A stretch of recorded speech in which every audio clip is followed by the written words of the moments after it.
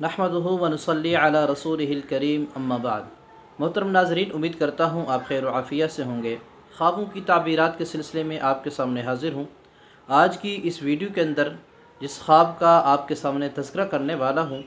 وہ خواب ایسا ہے کہ اگر کوئی بندہ وہ خواب دیکھتا ہے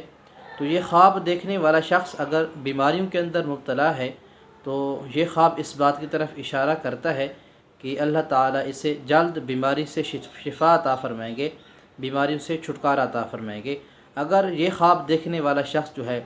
غموں کے اندر مبتلا ہے، پریشانیوں کے اندر مبتلا ہے تو جلد اللہ تعالیٰ اسے غموں سے اور پریشانیوں سے چھٹکارا عطا فرمائیں گے۔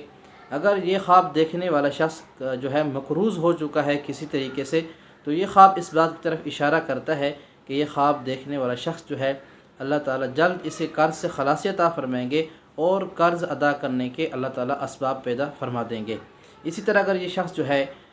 فقر و فاقہ کے اندر مبتلا ہے، معاشی حالات اس کے تنگ ہیں تو اللہ تعالیٰ جو ہے یہ خواب دیکھتا ہے تو اللہ تعالیٰ اسے جو ہے مال و دولت کے اندر اضافہ فرمائیں گے اور اللہ تعالیٰ جو ہے اس کے ذریعہ معاش جو ہے اللہ تعالیٰ اس کا جو ہے اسباب پیدا فرمائیں گے۔